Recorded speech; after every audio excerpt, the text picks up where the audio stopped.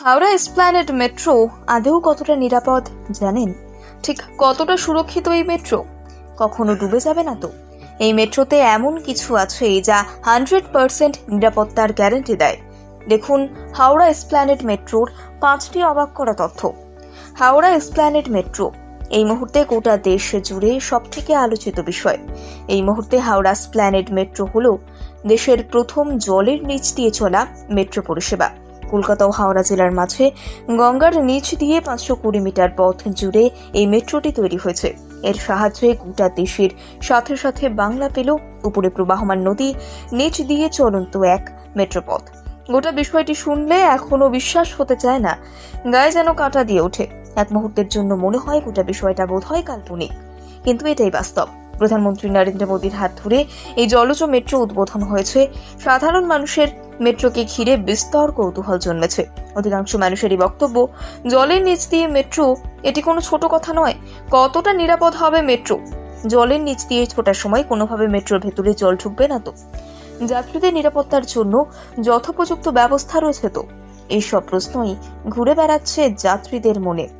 আজকের প্রতিবেদনে আপনাদের হাওড়া এসপ্ল্যানেড মেট্রো সম্পর্কে এমনই কিছু তথ্য জানাবো যা শুনলে আপনারা নিজেই নিশ্চিত হয়ে যাবেন এই মেট্রো আদেও কতটা নিরাপদ।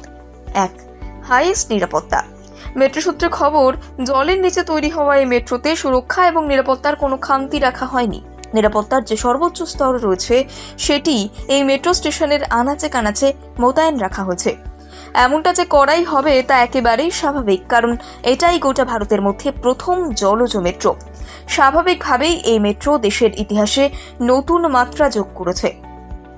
এই মেট্রোর সাথে যাত্রীদের প্রাণের সুরক্ষা যতটা সম্পর্কিত, একইভাবে দেশের নাম আর যশ এই মেট্রোর সঙ্গে জড়িত রয়েছে। তাই যাত্রীদের জন্য এই বিষয়টি নিয়ে মাথা ব্যথা করার কোনো কারণ নেই। 2. মজবুত ও শক্তিশালী টানেল। হাওড়া এসপ্ল্যানেড মেট্রোর জন্য যে টানেলটি করা হয়েছে সেটি এতটাই মজবুত এবং শক্তিশালী যা ধারণার বাইরে। টানেলটি যথেষ্ট মাপজোক করে বানানো হয়েছে, কোনোভাবে যাতে টানেল ক্ষতিগ্রস্তভাবে ডুবে না যায় সেদিকে কঠোরভাবে লক্ষ্য রাখা হয়েছে।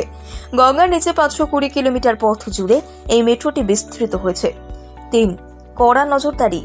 আর 5টা সাধারণ মেট্রোর থেকেও জলের নিচে থাকা এই মেট্রোটি অনেক বেশি স্পর্শকাতর। তাই গঙ্গার নিচ দিয়ে ছুটন্ত এই মেট্রোর ভেতরে কঠোর নজরদারির ব্যবস্থা রাখা হয়েছে।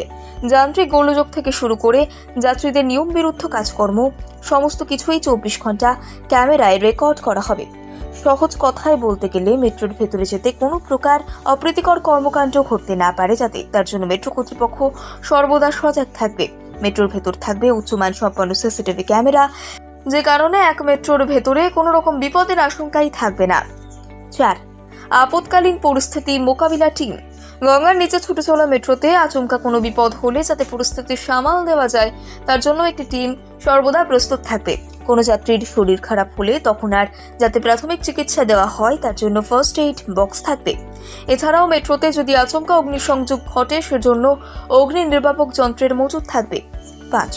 স্বয়ংক্রিয় ট্রেন অপারেশন।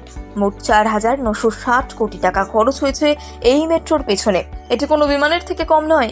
এই মেট্রোতে থাকছে স্বয়ংক্রিয় ট্রেন অপারেশন, যার সাহায্যে এক প্রকার মেট্রো চালককে মেট্রো না চালালেও হবে।